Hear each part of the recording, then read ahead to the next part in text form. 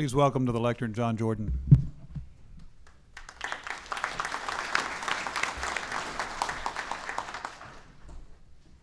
John, do we need to move or are we good here?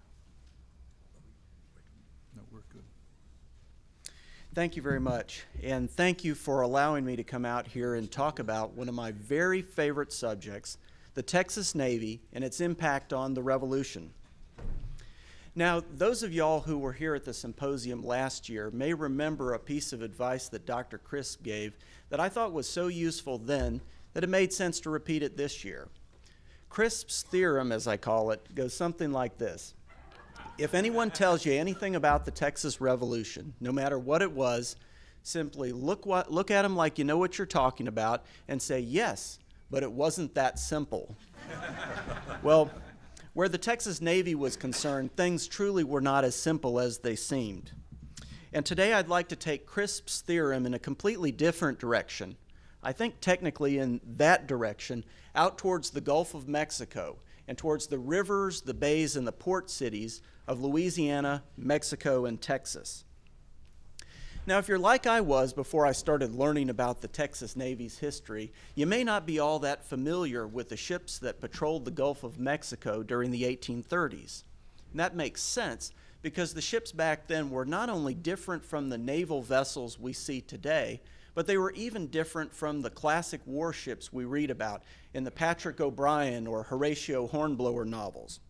So let's take a look at what was prowling the Gulf of Mexico back during the 1830s. First, we have the Texas Navy's ships. Actually, it's wrong for me to call them ships. They were considered vessels because they just weren't quite big enough to be called ships, although I'll slip up from time to time and call them ships anyway. The vessels Texas relied upon were, for the most part, schooners.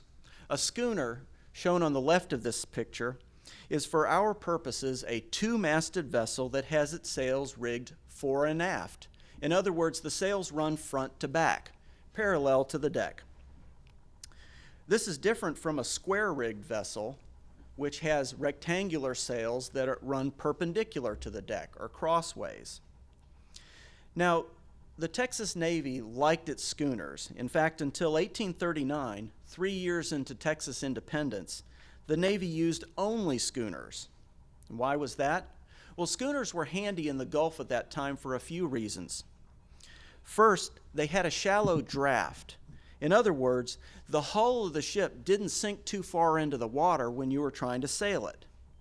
That was important because back in those days, Texas had very shallow sandbars that could rip off a rudder of a ship that got stuck on them, or even worse, at low tide, could potentially stick your boat where it flips over with disastrous results.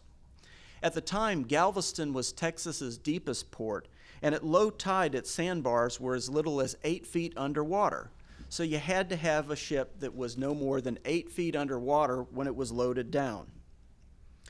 Another thing that was nice about schooners was they required fewer crewmen to work them. A schooner didn't have very many sails, maybe 9 total. And with fewer sails, that meant you had to have fewer men to work the sails. And when you had fewer men, then that meant you had to carry less food aboard. You didn't have to store as much water, and if you got into a fight with somebody, you had more guys out there who could man the big guns or fire muskets at the other side. Of course, schooners weren't perfect vessels. If you got a cannonball ripping through one of your sails and you don't have that many sails, then that's going to slow you down quite a bit. Now, here's an example of a real Texas warship. It's from a picture of a ship that came on board a few years after the Revolution, but was virtually identical to the ones that would have defended Texas in the early months of 1836. This is the Texas Navy warship San Antonio. This type of schooner is called a Baltimore topsail schooner. It's called a topsail because the two top rows of sails are square-rigged sails, like I spoke about a moment ago. And this particular design was very popular in the Gulf of Mexico with both merchants and naval commanders. There are actually a few Baltimore schooners still sailing around the world today.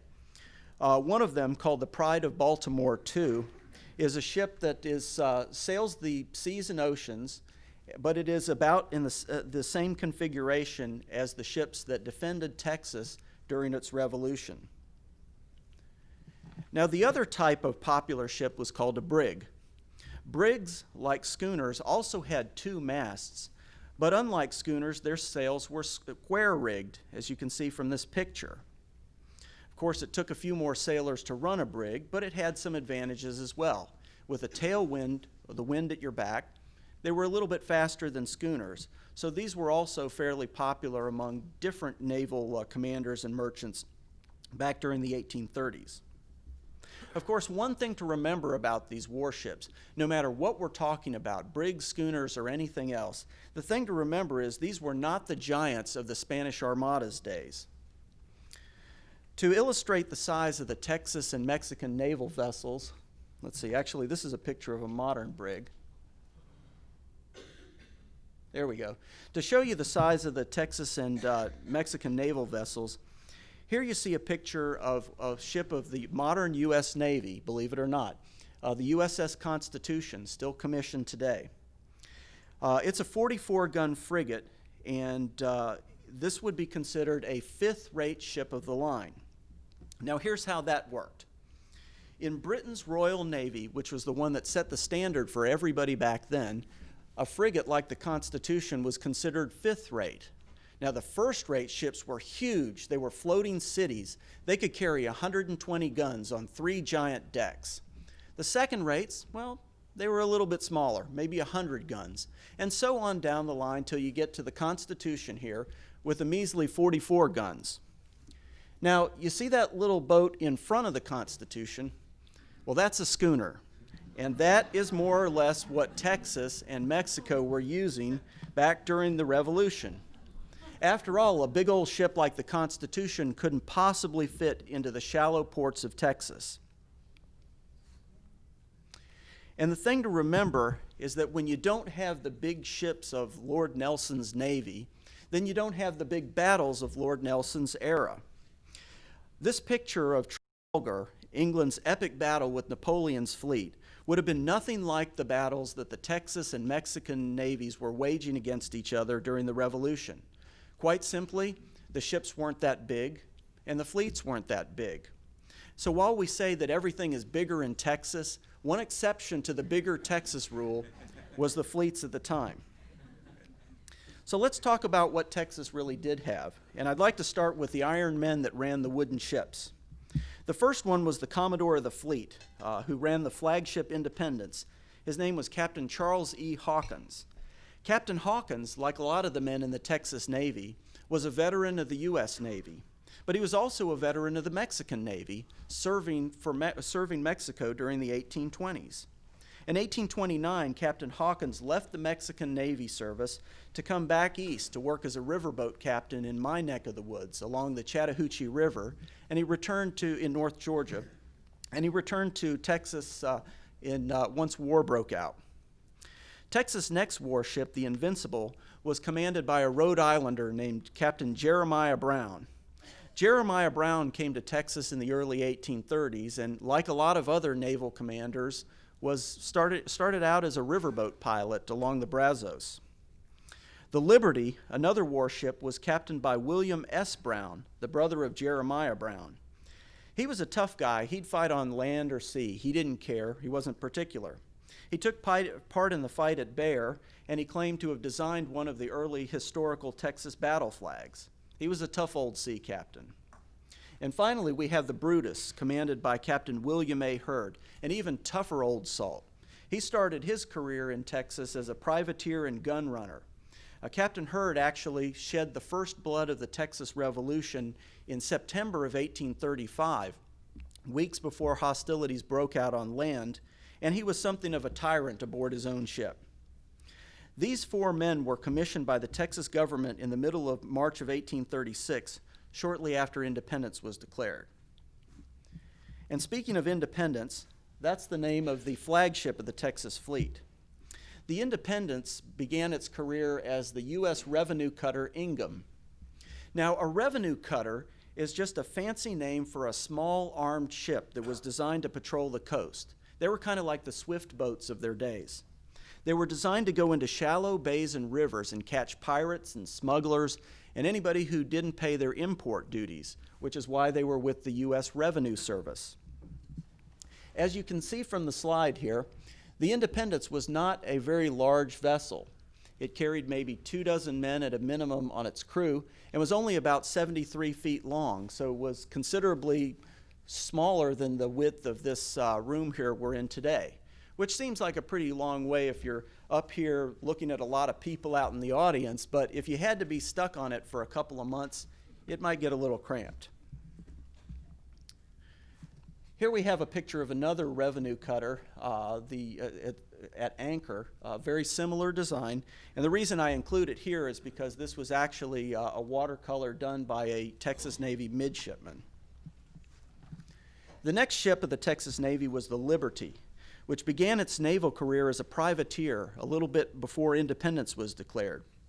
It was bought in New Orleans by Stephen F. Austin and his compatriots just about the time Santa Anna's men were moving north. Next, we have the second heaviest ship of the Revolution, the Invincible. The Invincible was built in Baltimore for the African slave trade, which was illegal at the time, so the ship had to be built fast. The Invincible has the distinction of being the straw that helped break the provisional government's back. As some of you may know, before Texas declared independence, it had a provisional government consisting of a governor, a gentleman named Henry Smith, and a general council, which acted kind of like its Congress. Well, Smith and the general council didn't get along with each other. There was no love lost there. And the council decided one day that they wanted to send a couple of guys out to buy the Invincible and fit it out for an attack on the Mexican port at Matamoros. Well, Smith thought this was a harebrained idea, and he wouldn't let them do it. So they did it anyway. Well, with that, Smith blew up, called the general council all sort of fighting words, even fighting words by today's standards, and announced on January 10th that he was shutting down the general council. Well, what did the general council do? Nothing. They went on about their business as if the governor wasn't ever there. And Governor Smith went on about his business as if the council wasn't there. So, unfortunately for the Texians, by the end of January, Texas didn't have a government to speak of, and that's how the Invincible helped bring down the weak provisional government in early 1836. Finally, we have the Brutus. Brutus was the last ship to join the Texas Navy, although she was supposed to have been the first. She was bought in New Orleans in December 1835 by Texas agents Ed Hall and Gus Allen. Allen, of course, being one of the founders of Houston. They began fitting out the vessel and preparing to take aboard volunteers to fight for Texas. But when the insurance companies that were insuring Mexican commerce in the Gulf got wind of what was going on, they ran straight to the district attorney claiming that the Texans were violating U.S. neutrality laws. Well, the district attorney was a Texas sympathizer, but he had to do something about it. So he went back to Ed Hall and made Mr. Hall swear on a Bible that he had no intentions of doing anything to Mexican shipping or Mexican ships with the Brutus. In fact, he said that the guns he was bringing on board the ship were purely for self-defense. I mean, Texas was a dangerous place at that time. The district attorney believed him, or so he said, and allowed the Brutus to leave the New Orleans port carrying 7 cannon and 100 musketmen of the Alabama Red Rovers to protect the Brutus's precious cargo of about 40 barrels of flour and some other junk. Now, what did Mexico have to field against the Texas fleet? The records, unfortunately, are not very good, but from the records that we have that still remain today, we know, or rather we think we know, that Mexico fielded 4 warships along the Gulf Coast during this time. The first one was called the Moctezuma, and it may have been renamed the Bravo. The records are a little bit ambiguous here. Mexico also had the 2-gun schooner Correo Segundo de Mexico, the brig General Urrea, and the schooner Veracruzano. Now, these 4 warships, like those of Texas, were manned by a mixture of nationalities. There were some Americans serving in Mexican service, just like Americans serving in Texas service. There were a few Royal Navy seamen as well. But generally, Mexico's fleet was commanded by Mexican officers. Now, Mexico's naval officers were quite good. In general, they were proficient mariners who took their jobs every bit as seriously as the Texans took their jobs. In some cases, they made excellent naval tacticians. But the problem they had, like the problem of the Texas Navy later on, was that they suffered from a lack of government funding and interest. Sam Houston and Santa Anna were both generals at heart, and they really didn't have a whole lot of interest in what the Navy could do to help their land campaigns. We heard earlier this morning about Santa Anna's transport of his men to Tampico in 1829, but by the time of the Texas Revolution, that seems to have left Santa Anna's planning process. No, instead of Santa Anna, actually the credit for building up the Mexican Navy goes to this gentleman, Jose Maria Tornel, the highly educated Secretary of Defense during the Mexican Revolution.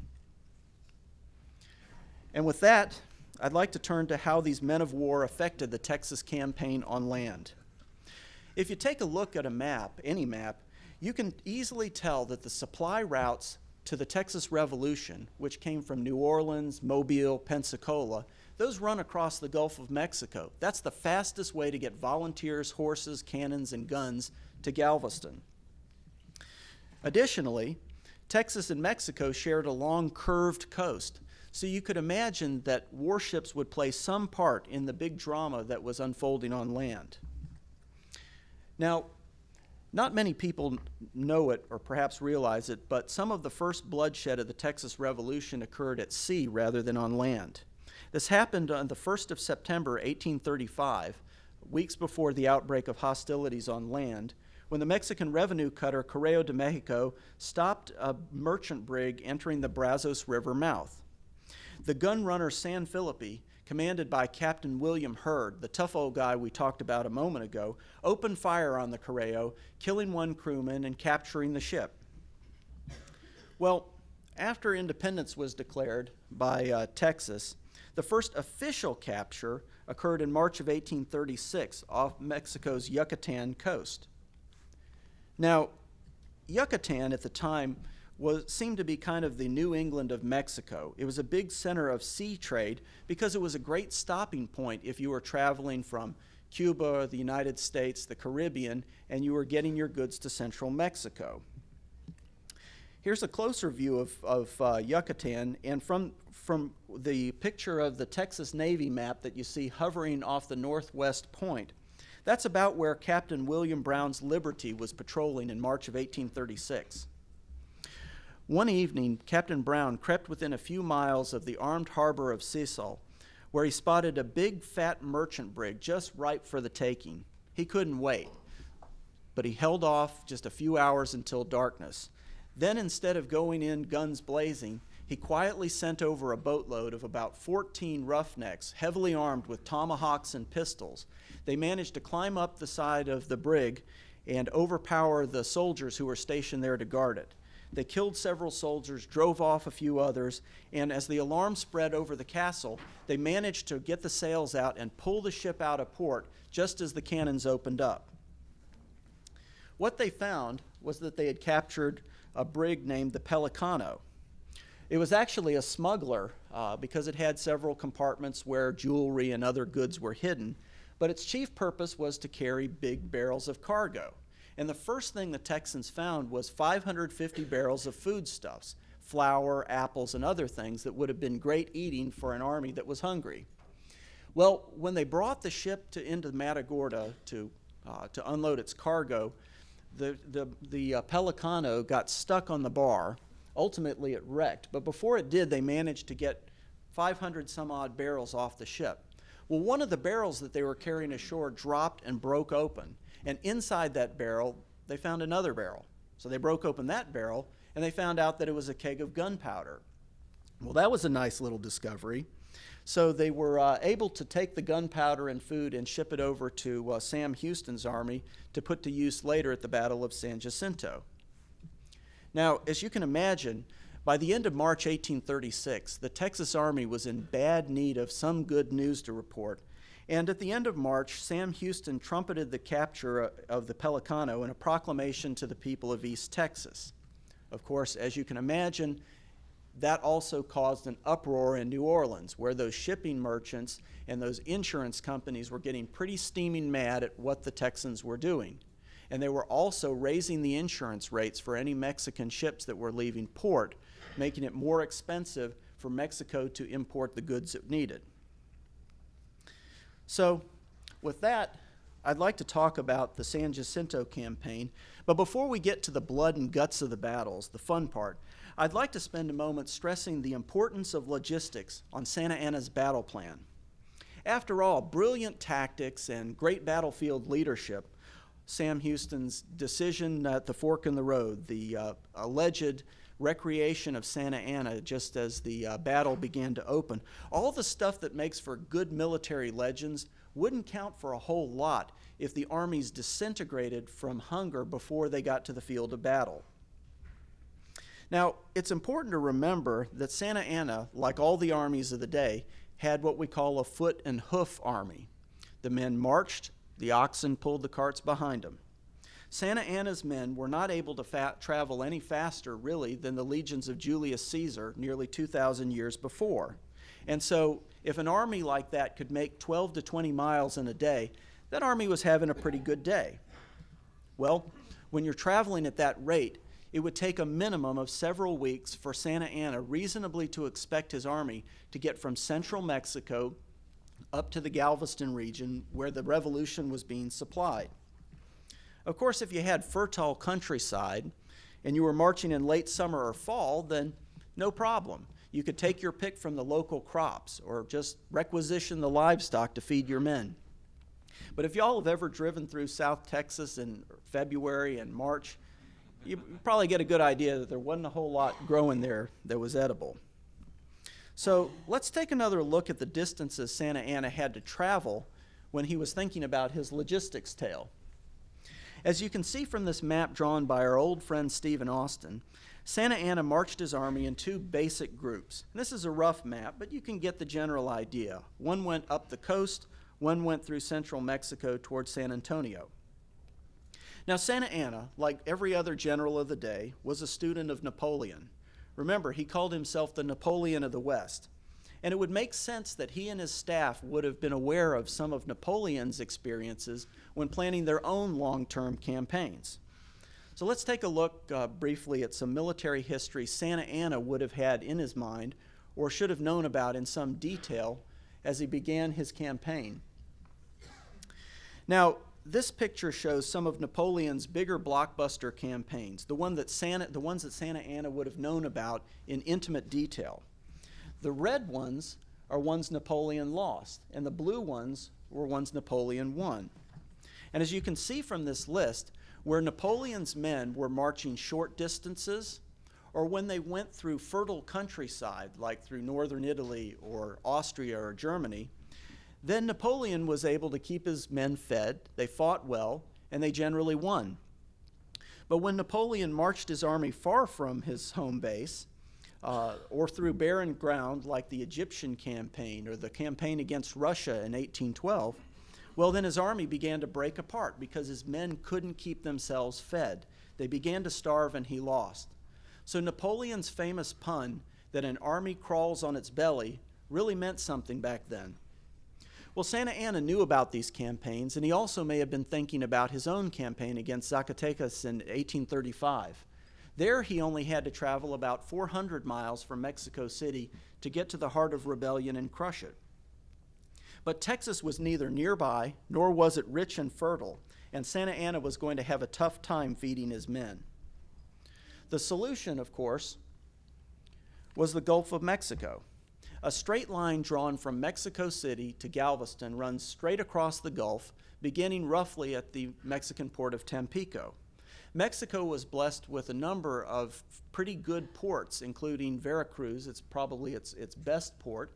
And if any of these ports were used by Santa Anna and his men, then the journey to Galveston, where the supplies were coming in, ultimately where the civil government fled, would have been a very short one, 3 or 4 days under good sailing conditions at the worst.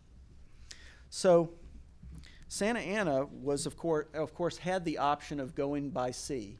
But of course he went by land, and by April 21, as we all know, his advanced guard reached the vicinity of San Jacinto, and the battle was fought between these two men. And of course the battle ended like this. And the revolution lived happily ever after.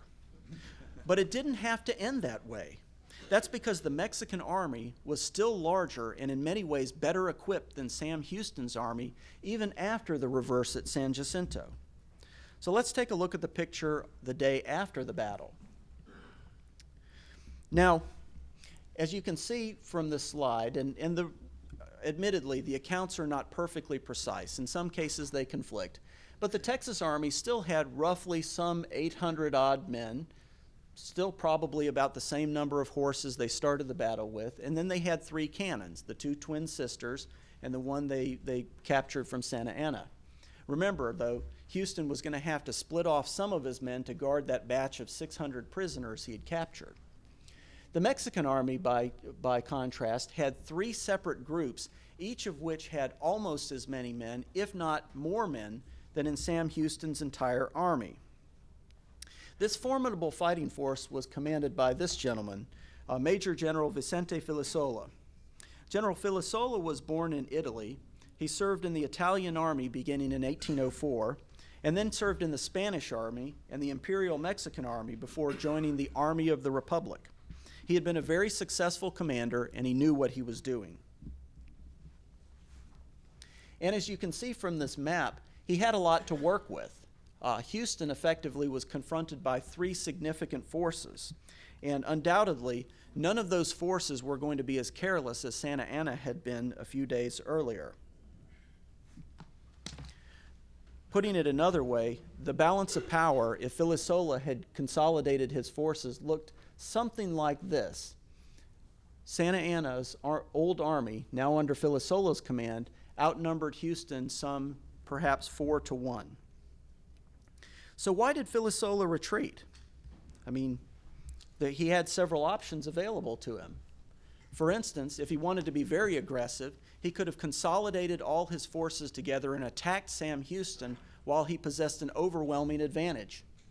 If he wanted to be a little more conservative, he could have consolidated his armies and marched on Galveston, where the Texas civil government had taken refuge. That would have forced Sam Houston to come after him. He could have sat where he was and called up reinforcements from San Antonio, or he could have retreated. Now, we know that he retreated ultimately, but the question is why? What made him think that his large army was not going to be able to wage an effective campaign? There are a number of theories that have been kicked around, many of them by the Mexican generals who were with Filisola at the time. But only one of these really seems to hold up from a military sense. Perhaps Filisola was fearful of Santa Ana's life. After all, if he attacked, the Texans might execute the Generalissimo. But that doesn't make a whole lot of sense. It's hard to think of the government ever sanctioning the loss of a province like Texas over to spare the life of one general. Besides, if you really wanted to spare Santa Ana's life, wouldn't it have been better to negotiate from a position of strength rather than weakness? It could be that Filisola lost his nerve or just became a coward, but that doesn't make much sense either. Although he was accused of cowardice in later years, remember, he had been a soldier for some 3 decades. He came of age during the Napoleonic Wars, and he was a very competent fighter. No, I think the answer that makes the most sense, that rings the truest, and one that Filisola used more to justify his retreat than possibly any other, was that his men simply didn't have the food and supplies. Remember, since leaving Mexico, they hadn't had any significant loads of supplies. Many of them were able to gather food in towns like Columbia or Harrisburg or San Felipe, but they really didn't have a lot of significant fresh rations or new supplies to speak of. So there are lots of theories put forth as to why Filisola conceded Texas to the Texans, but the one that seems to make the most difference is this one, that he lacked the food and supplies. This makes a little bit more sense if you think about it. His army was not only in a wretched condition, so reasonably he might have believed that the Mexican army was no longer capable of making the lunge to the Sabine River. Additionally, it was a good, sound reason that he could offer to his government.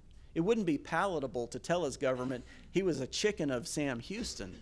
But what he could tell them was that his army, in his military judgment, was unable to continue the campaign further.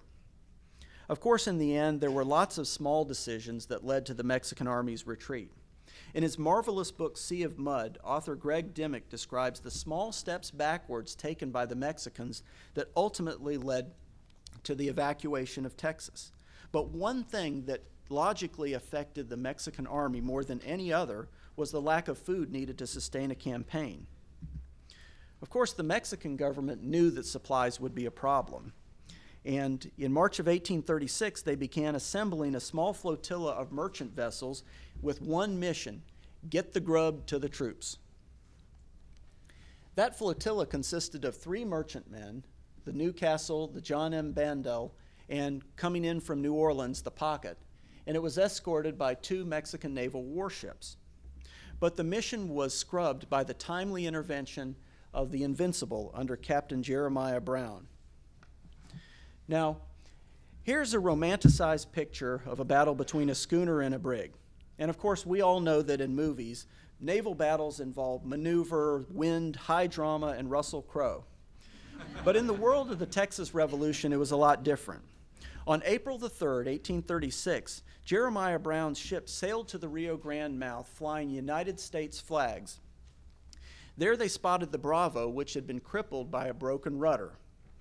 Well, the target was way too tempting for anyone to resist, and I think flying an American flag and attacking a crippled enemy proves beyond a doubt that in the Texas Revolution all was fair in love and war, or at least war.